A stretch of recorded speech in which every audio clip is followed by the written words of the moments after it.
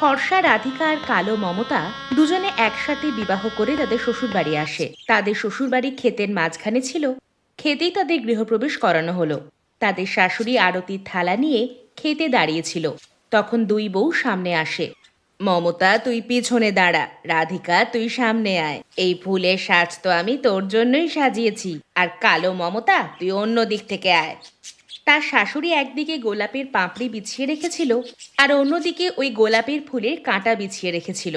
রাধিকা ফুলের ওপর দিয়ে হেঁটে প্রবেশ করলো, আর মমতা কাঁটার ওপর দিয়ে হেঁটে। তারপরে শাশুড়ি রাধিকাকে আরতি করে। কত ফর্সা আর কত সুন্দর বৌমা আমার। বিনোদ, তোর জেদের জন্য আমাকে কালো বউও স্বীকার করতে হচ্ছে। বৌমা, এবার তুইও তাড়াতাড়ি ঘরে আয়, না হলে কড়া ধূপে তুইও মমতার মতো কালো হয়ে যাবি। মা, বারবার মমতার নিন্দা করছো কেন? কালো রং তো ওকে ভগবানই দিয়েছে না। বিনোদ, ও আগের জন্মে কিছু একটা ভুল করেছে, সেটার ক্ষমা হয়নি, আর সেজন্যই ও এই জন্মে কালো হয়ে জন্মেছে। এইসব শুনে মমতা ঘোমটার আড়ালেই কাঁদছিল, কিন্তু কিছু বলতে পারছিল না। যাই হোক, কাঁটার ওপর দিয়ে হেঁটে সেও ঘরের ভেতরে আসে। মমতা, আজ তুই এই বাড়িতে প্রথমবার রান্না করবি। বাইরে মাটির চুলা আছে, আমাদের সবার জন্য খাবার বানা গিয়ে। বড় বৌমা, তুই বাইরে রোদে যাবি না, না হলে তুইও ওর মতো কালো হয়ে যাবি, বুঝলি? হ্যাঁ শাশুড়ি মা। কিন্তু শাশুড়ি মা, কি বানাতে হবে খাবারে? বাইরে খেতে এত সবুজ সবজি পড়ে আছে, আর তুই জিজ্ঞেস করছিস কি বানাতে হবে? চলো মমতা, আমি বলছি কি বানাতে হবে। মমতার স্বামী বিনোদ তার সঙ্গে বাইরে খেতে আসে। ওদের কয়েক একরের ক্ষেত ছিল, যেখানে অনেক সবজি লাগানো ছিল। কিছু সবজি কেটে বিনোদ মমতাকে দিল। মমতা মাটির চুলা জ্বালালো আর খাবার বানাতে থাকলো। কড়া রোদে সে খাবার বানালো, যখন ঘরের ভেতরেই একটা রান্নাঘর ছিল। যাই হোক, খাবার বানানোর পরে সে সবাইকে খাবার পরিবেশন করে। খাওয়া তো খুব সুস্বাদু বানিয়েছে কি মা। একে তো প্রথম থেকেই ও কালো কুৎসিত দেখতে, আর খাবারও যদি না বানায় তাহলে ওর পৃথিবীতে থাকার মানেটাই বা কি? এই নে থালা, ধুয়ে রেখে দে, আমার তো হয়ে গেছে। এই নে, আমারও থালাটা ধর। মমতা বেচারি বাইরে রোদে বসে সবার এঁটো বাসন ধুতে থাকে। রাধিকা তার শাশুড়ির সঙ্গে মহারানীর মতো বিছানায় বসে গল্প করতে থাকে। প্রতিদিন এই চলতো। তারপর একদিন, মমতা, তোর কাজ এই বাড়িতে শুধু খাবার বানানোই নয়, এবার তুই বাইরে খেতেও কাজ করবি। হ্যাঁ শাশুড়ি মা, আমি আমাদের খেতেও কাজ করতাম। তো এখানে কেন দাঁড়িয়ে আছো? যাও গিয়ে খেতে কাজ করো। এত কালো রং তোমার, যদি এখানে বেশিক্ষণ দাঁড়িয়ে থাকো তো অন্ধকার হয়ে যাবে। তাড়াতাড়ি যাও, যাতে কিছু আলো থাকে এখানে। আমার স্বামী সবজি বিক্রি করে আসবেই, তারপরে তোকে খাবারও তো বানাতে হবে। ঠিক আছে বৌদি। মমতা কড়া রোদে একলাই এত বড় খেতে কাজ করতে থাকে। ঘন্টার পর ঘন্টা সে কাজ করতে থাকে। যখন সে ক্লান্ত হয়ে যায় তো একটা গাছের তলায় বসে। তখন তার শাশুড়ি আর যা সেখানে আসে। তোকে আমি কাজ করতে বলেছিলাম, আর তুই এখানে বসে আরাম করছিস? শাশুড়িমার রোদ আমার মাথায় পড়ছিল, তাই মাথা ঘুরছিল আমার। এবার আরাম করেছিস তো, গিয়ে কাজ কর এবার। রাধিকা, তুই বাইরের রোদে আসিস না, চল ভেতরে। শাশুড়িমা রাধিকাকে নিয়ে ভেতরে চলে যায়। এভাবেই দিন কাটছিল। মমতা সারাদিন একলা খেতে কাজ করে। ওর স্বামী সকাল সকাল গিয়ে বাজারে সবজি বিক্রি করে। তারপর একদিন রাধিকার পেটে ব্যথা ওঠে। সে চুপি চুপি ঘরের বাইরে আসে, আর সেখানে সে একটা বাচ্চার জন্ম দেয়। যদি এই বাচ্চার ব্যাপারে শ্বশুরবাড়ির লোকেরা জানতে পারে তো আমাকে তো শেষ করে দেবে এরা। খেতে কাজ করতে করতে মমতা তাকে দেখে নেয়। সে দৌড়ে গিয়ে রাধিকার কাছে আসে। আরে বা বৌদি, তুমি তো মা হয়ে গেলে, তাও মাত্র 6 মাসে। আমি গিয়ে সবাইকে বলছি, লাড্ডু দেবো তারপরে। আরে চুপ কর, যদি বাড়ির লোকেরা জানতে পারে আমাকে বের করে দেবে। আসলে বিয়ের আগে আমার একটা বয়ফ্রেন্ড ছিল। যখন ও জানতে পেরেছে যে আমি মা হতে চলেছি, ও আমাকে ছেড়ে চলে যায়। এবার তুই বল আমি কি করি? তোমার তো বিয়ের আগে এসব করাই উচিত ছিল না। এবার এই বাচ্চাটাকে লুকিয়ে রাখতে হবে, এছাড়া আর কোনো রাস্তা নেই। তুই শাশুড়ি মাকে তো জানিস, ওই বুড়িটা সারাক্ষণ আমার কাছে ঘোরাঘুরি করে। আমি কি করে একে সামলাবো? কোথায় লুকাবো একে? বাচ্চাটাকে তো খুব মিষ্টি লাগছে। এমন করো, বাচ্চাটা আমাকে দিয়ে দাও। আমি সারাদিন এখানে খেতে একলাই থাকি, কেউ দেখতে পাবে না ওকে। হ্যাঁ, এটা ঠিক হবে, কিন্তু খেয়াল থাকে যেন কেউ যেন কিচ্ছু জানতে না পারে, না হলে খুব খারাপ হবে। এই বলে রাধিকা ঘরের ভেতরে চলে যায়। মমতা এই বাচ্চাটার সঙ্গে খেলতে থাকে আর মজা করে খেতে কাজ করত। এই বাচ্চাটার সঙ্গে খেলতে খেলতে খেতে কাজ করতে কখন যে সময় চলে যায় বুঝতেই পারি না। তখন মমতা দেখে যে ওর শাশুড়ি মা আসছে। সে তাড়াতাড়ি ওই বাচ্চাটাকে সামনের ঝোপে কোথাও লুকিয়ে রাখে। কি ব্যাপার?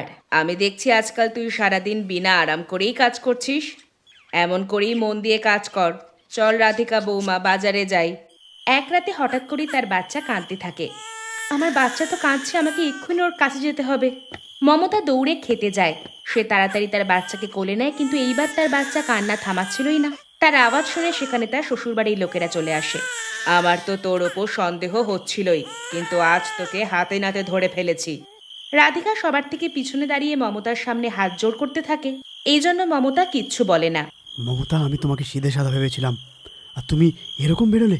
বিয়ের এখনো 6 মাস হয়নি, আর তার মধ্যে বাচ্চা হয়ে গেল। খুব নির্লজ্জ তো। আজকের পর থেকে তোমরা দুজন বাজারে সবজি বিক্রি করতে যাবে না, বরং এ যাবে। তোর শাস্তি এটাই যে তুই সারা রাত ভোর খেতে কাজ করবি আর সকালে বাজারে গিয়ে সবজি বিক্রি করে আসবি। আর হ্যাঁ, আজ থেকে তুমি আমার স্ত্রী নও। আর যদি থাকতে হয় তাহলে খেতে গিয়ে চাকরানি হয়ে থাকো তুমি। মমতা কিচ্ছু না বলে তাদের সমস্ত কথা স্বীকার করে নেয়। পরের দিন সকালে 5টার সময় উঠে সে তার বাচ্চাটাকে কোলে তুলে নেয়, সবজির ঝুড়ি মাথায় রাখলো আর বাজারে গিয়ে সবজি বিক্রি করতে থাকে। সবজি নাও সবজি, তাজা সবুজ সবুজ সবজি। মা, 2 কিলো আলু আর 1 কিলো লঙ্কা দাও না। হ্যাঁ কাকা, এক্ষুনি দিচ্ছি। এইভাবেই প্রতিদিন সে সবজি বিক্রি করতে থাকে। এত কঠিন সময়ে অন্তত বৌদি তো আমার সঙ্গে থাকতে পারতো। ও আমার উপরই দোষ চাপিয়ে দিল। কোনো ব্যাপার নয়, আমি তোকে জন্ম দিইনি তো কি হয়েছে, আমি তো যশোদা মা। তারপর একদিন বাজারে বিক্রম নামের একটা ছেলে এলো। তার নজর গেল মমতার দিকে। যখনই আমি এই বাচ্চাটাকে দেখি, আমার কেন এরকম মনে হয় যে আমাকে ও টানছে। ঠিক আছে, আজকে নয় এর থেকেই সবজি নি। বিক্রম দৌড়ে মমতার কাছে গেল। বাচ্চাটা কাঁদছিল। বিক্রমকে দেখতেই সে তার কোলে আসার জন্য ছটফট করে। শুনুন, আজকে আমার বিয়ের রিসেপশন আছে, আমার কিন্তু আজকে অনেক সবজি লাগবে। হ্যাঁ পেয়ে যাবেন ভাই সাহেব। বাচ্চা চুপ করে যাও, আমি যাচ্ছি বাড়িতে। আপনি বাচ্চাটাকে আমার কাছে দিন, নাহলে আপনি এই কাজ করতে পারবেন না। বিক্রম যেই বাচ্চাটাকে কোলে নেয় সে হঠাৎ করে চুপ করে যায়। কি ব্যাপার, ও তো আপনার কোলে গিয়েই শান্ত হয়ে গেল। যাই হোক, আপনার কত সবজি চাই? এই ধরে নিন, মোটামুটি তো 400 জন আসবে, তার জন্য সবজি লাগবে। এত সবজি তো আমার ঝুড়িতে নেই, আপনাকে আমাদের খেতে যেতে হবে। এটা তো আরও ভালো কথা, আমি ক্ষেত থেকে একদম তাজা সবজি পেয়ে যাব। ঠিক আছে, চলুন বাচ্চাটাকে আমার কাছে থাকতে দিন, আপনার সাথে যাই, খেতে যাই আমি। এত ভালো গ্রাহক পাওয়ার জন্য মমতা খুবই খুশি হয়ে যায়। সে বিক্রমের সঙ্গে নিজেদের খেতে যায়। সেখানে রাধিকাও ছিল। বিক্রম যেই রাধিকাকে দেখল সে অবাক হয়ে যায়। রাধিকা, তুমি? তোমার তো মাথায় সিঁদুর আছে, তুমি বিয়ে করে নিয়েছো? 1 নম্বরে বিশ্বাসঘাতক তুমি। সারা বছর আমাকে না চালে বিয়ের স্বপ্ন দেখালে, আর যেই আমি প্রেগনেন্ট হয়ে গেলাম আমাকে ছেড়ে পালালে। ওই সময় আমি এরকম কন্ডিশনে ছিলাম না যে আমি তোমাকে বিয়ে করতে পারবো। আমাদের বাচ্চা কোথায়? তুমি কি ওকে জন্ম দিয়েছো? আমি তোমার মতো নই। আমি ওই বাচ্চাটাকে জন্ম দিয়েছি। তোমার কোলে যে বাচ্চাটা আছে সেটা তোমারই। এই শুনে বিক্রম আর মমতা দুজনের পায়ের তলা থেকেই মাটি সরে যায়। তখন সেখানে রাধিকার স্বামী, মমতার স্বামী আর শাশুড়ি মা সবাই চলে আসে। তো এর মানে এই বাচ্চা মমতার নয়, বরং তোমার রাধিকা। অকৃতজ্ঞ তুমি! তোমাকে আমরা রানী করে রেখেছিলাম, ও কালো বলে ওর সাথে তোমরা চাকরানির মতো ব্যবহার করে এসছো, আর তোমরা আমাদের সবাইকে ধোঁকা দিয়েছো। মমতা, তুমিও আমাকে মিথ্যে কথা বলেছো। আমাকে ক্ষমা করে দিন। সুযোগ পেয়ে বিক্রম বাচ্চাটাকে মমতার কোলে দেয় আর সেখান থেকে পালিয়ে যায়। আমি এই বাচ্চাটার জন্য মমতার ওপর চিৎকার করলাম আর তুই দাঁড়িয়ে দাঁড়িয়ে শুনছিলি। কেমন মা তুই? আজকের পর থেকে মমতা এই বাড়িতে রানী হয়ে থাকবে, সমস্ত সবজির মালকিন হয়ে হিসাব দেখবে, আর তুই চাকরানি হয়ে দিনভর খেতে কাজ করবি। গ্রাম থেকে অনেক দূরে একটা অনেক বড় জঙ্গলের ওই পারে একটা অদ্ভুত বিশাল আর চমৎকারী নদী ছিল। ওই নদীর অর্ধেক ভাগ সোনার ছিল আর অর্ধেক ভাগ রূপোর। ওই নদীতে একজন জলপড়া তার পুরো পরিবারের সঙ্গে সোনার অংশে থাকত। তার মুখের উপরিভাগ অংশ মানুষের ছিল আর নিচের অংশটা মাছের ছিল। মাথায় সোনার মুকুট আর সারা অঙ্গে সোনার গয়না পরা ছিল। সারা মুখই সোনায় ভরা ছিল। একদিন সে নদী থেকে বাইরে বেরিয়ে তার প্রেমিকা শালুর সঙ্গে কথা বলছিল। দেখো শালু, আমার নদীর বাইরে নিঃশ্বাস নিতে কষ্ট হয়, আমি তোমার সাথে বাইরে বেশিক্ষণ দাঁড়াতে পারবো না। তুমি আমাকে বিয়ে করে নাও, আমরা একসাথে নদীর ভেতরে গিয়ে থাকবো। আমি একজন মানুষ, আমি নদীর ভিতরে শ্বাস খেতে পারবো না। কিছুদিনের মধ্যেই আমি মরে যাব। তাহলে তো একটাই রাস্তা খোলা, আমাদের দুজনকে আলাদা হয়ে যেতে হবে। এই বলে জলপড়া নদীর ভেতরে চলে গেল। এদিকে শালু ওকে ছাড়তে চাইছিল না, এই জন্য ওই ব্যাপারে তার বাবা মাকে বলে দেয়। আমিও এই জলপড়া ছাড়া থাকতে পারবো না মা। শুনছো শালুর বাবা, তাড়াতাড়ি এর বিয়ে দিয়ে দাও, নইলে কোনো জানোয়ারকেই বিয়ে করবে ও। যখন শালুর বাবা মা তার বিয়ের কথা বলে তখন সে ঘাবড়িয়ে যায়, কারণ সে ওই জলপড়ার সঙ্গেই তার জীবন কাটাতে চায়। বিয়ের ভয়ে শালু রাত্রিবেলা বাড়ি থেকে পালিয়ে যায়। সে নিঝুম রাতে একা একাই এদিক ওদিক ঘুরে বেড়াচ্ছিল। তখনই ওর নজরে একটা বাবার দিকে গেল, যে চোখ বন্ধ করে ভগবানের নাম নিয়ে হাঁটছিলেন। তার সামনে দিয়ে একটা জোরে গাড়ি আসছিল, কিন্তু বাবার নজর তো অন্যদিকেই ছিল। গোবিন্দ বলো হরি গোপাল বলো। ওই গাড়িটা বাবাকে ধাক্কা দিচ্ছিলই, ঠিক তখনই শালু দৌড়ে গিয়ে বাবাকে বাঁচিয়ে নেয়। বাবা, দেখে চলাফেরা করো, যদি আমি না বাঁচাতাম তাহলে কালকে আর বেঁচে থাকতে না। আমি তো ওপরওয়ালার ধুনেই মগ্ন হয়েছিলাম। ওপরওয়ালা মানুষ রূপে তোমাকে আমার কাছে পাঠিয়েছে আর আমাকে বাঁচিয়ে দিয়েছে। বলো মা, তোমার কি চাই বলতে পারো। আমি একজন তান্ত্রিক বাবা। তোমার চেহারা দেখে মনে হচ্ছে তুমি কিছু একটা নিয়ে অসুবিধায় আছো। শালু নিজেরা জলপড়ার ব্যাপারে সবকিছু বলে দেয়। তোমার এই সমস্যার সমাধান আমি এক্ষুনি করে দিচ্ছি। বাবা একটা তাবিজ বের করলো। এই তাবিজটা নাও মা। যতক্ষণ এই তাবিজটা তোমার কাছে থাকবে ততক্ষণ তুমিও জলপরি রূপে জলের ভেতরে থাকতে পারবে, আর তোমার রূপ এই মানুষের মতোই থাকবে। ওই তাবিজ নিয়ে শালু সোজা জলপড়ার কাছে পৌঁছলো আর ওকে সমস্ত কথা বলে। জলপড়া ওকে নদীর ভেতরে নিয়ে যায়। ভেতরে তার শ্বশুর শাশুড়িও ছিল। তোর পছন্দ খুব ভালো বেটা, ভালোই হয়েছে একটা মানুষকে বিয়ে করার কথা ভেবেছিস। তো এইভাবেই নদীর ভেতরে জলপড়া আর শালুর ধুমধাম করে বিয়ে দেওয়া হলো। ওদের বিয়েতে রং বেরঙের সুন্দরী মাছেরাও উপস্থিত ছিল। এবার শালু নদীর ভেতরেই নিজের জীবন কাটাতে লাগলো। কিন্তু শালুর জন্য কি নদীর ভেতরে থাকা এতটাই সহজ হবে? না। রূপর নদীতে শালুর দুজন জা থাকতো, যারা শালুকে খুবই হিংসা করত। একদিন ওই দুজন জা নিজেদের মধ্যে কথা বলছিল।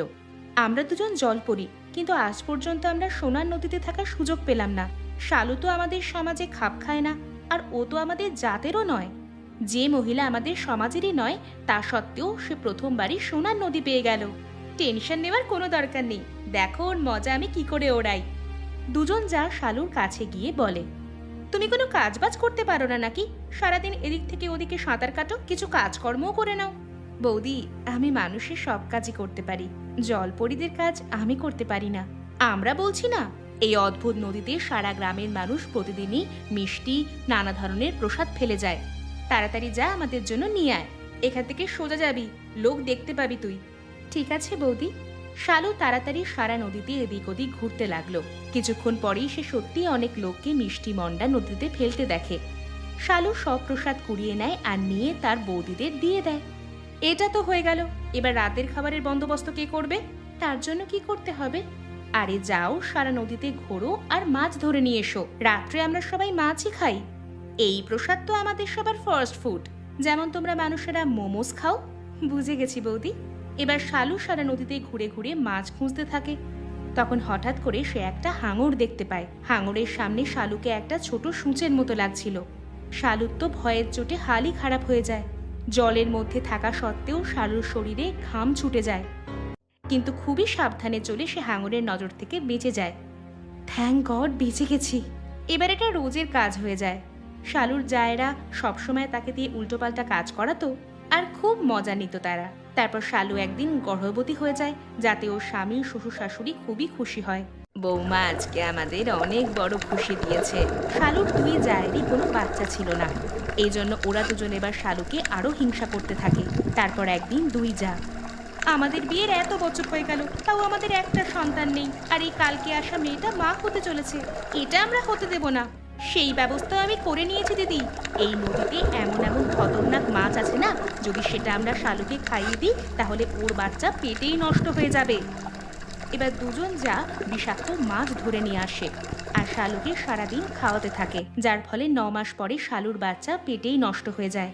নিজেকে অনেক বড় কিছু ভেবে ফেলেছিল, কিন্তু এই খবরটা শালু আর তার শ্বশুরবাড়ির লোকজনকে নড়িয়ে দেয়। কিন্তু কয়েক মাস পরে শালু আবারও গর্ভবতী হয়, কিন্তু এইবারও ওর বাচ্চা পেটেই নষ্ট হয়ে যায়।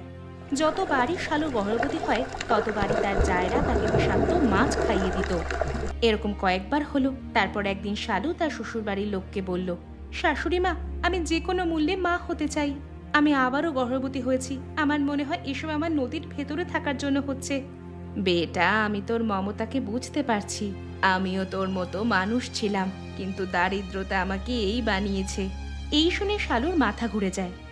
আপনি আমাকে পুরো কথাটা বলুন, হয়তো আবারও মানুষ হওয়ার রাস্তা পাওয়া যাবে।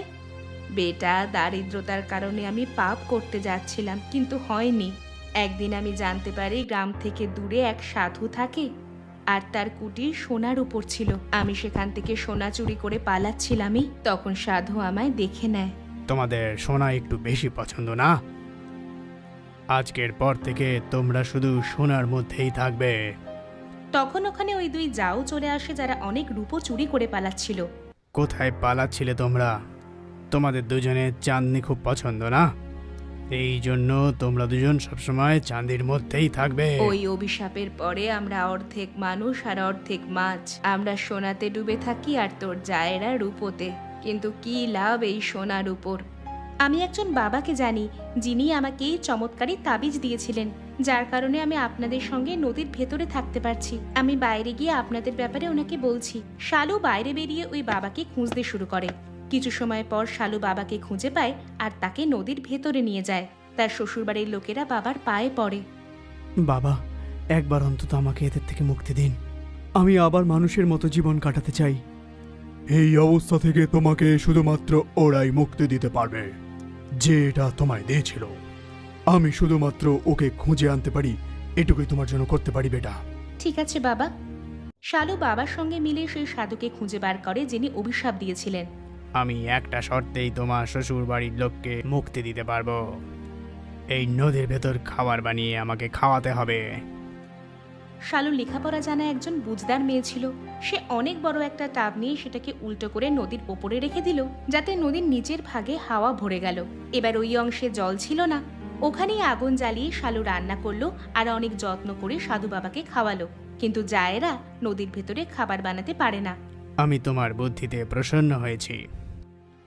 আমি তোমার পরিবারকে এর থেকে মুক্ত করতে চাইছি। শালুর শ্বশুরবাড়ির লোকেরা তো আবারও পূর্ণাঙ্গ মানুষ হয়ে যায়, কিন্তু দুজন যা এখনো পর্যন্ত জল পড়িয়ে ছিল। বাবা, আপনি অভিশাপ থেকে আমাদের মুক্ত করলেন না? তোমরা চুরি ছাড়া এই নদীর ভেতর অনেক কিছু করেছো এতদিনে। তোমাদের দুজনের জন্যই শালুর পেটের বাচ্চাটা আর জীবিত নেই। এই শুনে শালু সমেত গোটা শ্বশুরবাড়ির লোকের চোখ বড় তো বড়ই রয়ে যায়। দুজন যা শালুর পায়ে পড়ে যায়। শালু, আজ পর্যন্ত আমাদের কোনো সন্তান হয়নি, তাই হিংসার জ্বালায় এসব করেছি। আমাদের ক্ষমা করে দাও বোন। আপনাদের আমি সবসময় আমার বড় বোন ভেবেছি, আর আপনারা এসব করেছেন আমার সঙ্গে। যাক, এখন আপনারা ভুল বুঝতে পেরেছেন, তো আমি আপনাদের ক্ষমা করলাম। বাবা, এনাদের ক্ষমা করে দিন। ঠিক আছে, কিন্তু এরপরের থেকে যদি তোমাদের মনে এরম কিছু আসে, তাহলে তোমরা দুজন আবার মাছ হয়ে যাবে। এরপর এত ভালো নদীতে নয়, একটা নালীতে তোমাদের জীবন কাটিয়ে দিতে হবে। এইভাবে দুজন যাও মানুষে পরিণত হয়। সাধু সেখান থেকে চলে যায়। এবার ওরা সবাই আবার মানুষ হয়ে যায়, কিন্তু তাদের সারা মুখে এখনো সোনার রূপও লেগেছিল। তারা কিছু সোনা বিক্রি করে একটা অনেক বড় বাড়ি বানায় আর একটা অনেক বড় ব্যবসায় লাগিয়ে নেয়।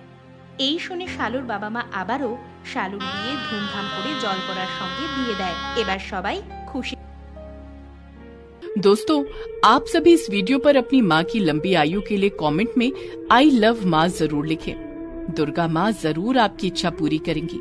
और हाँ, इस वीडियो को लाइक जरूर कीजिएगा।